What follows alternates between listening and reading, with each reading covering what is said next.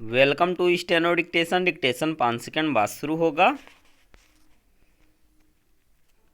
Start.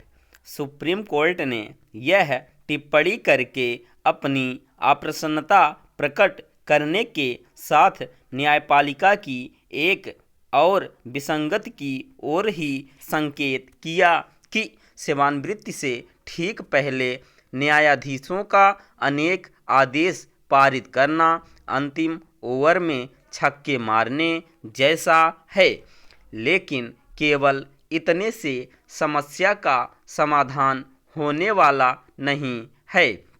यह कोई नई बात नहीं कि सेवानिवृत्ति से ठीक पहले न्यायाधीशों द्वारा कई आदेश पारित करने का चलन लंबे समय से कायम है। इस पर कई बार प्रश्न उठे हैं। बीते दिनों यह प्रश्न एक याचिका की शक्ल में सुप्रीम कोर्ट के समक्ष भी पहुंचा।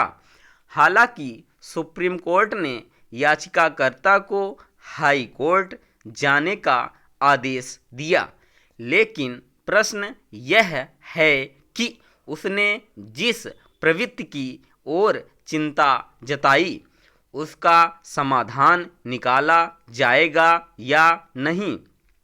इसका औचित्य नहीं कि न्यायपालिका की विसंगतियों पर चिंता तो जताई जाए, लेकिन उनका समाधान न निकाला जाए।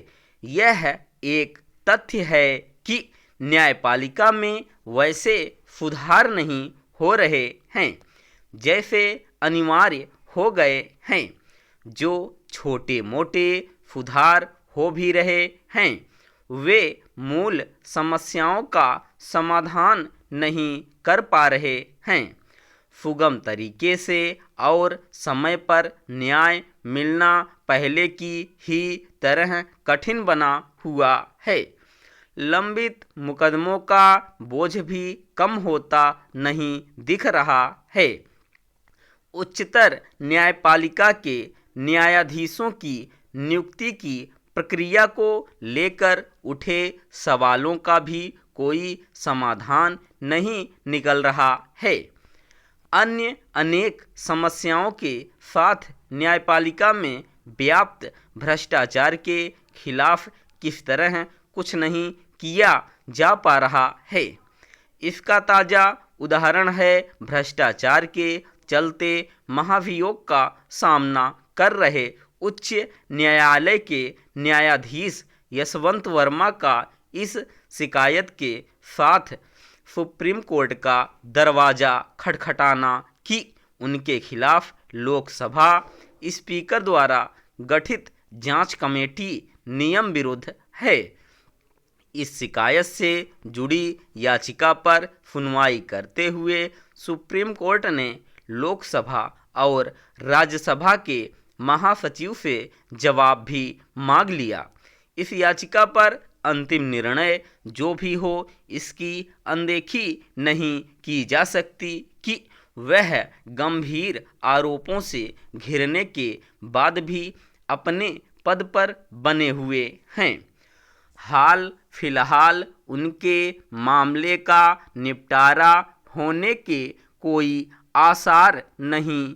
यह ध्यान रहे कि कदाचार के आरोपों से घिरे उच्चतर न्यायपालिका के न्यायाधीशों को महाभियोग के जरिए ही हटाया जा सकता है और अभी तक किसी जज के मामले में वह सफल नहीं हो सका है।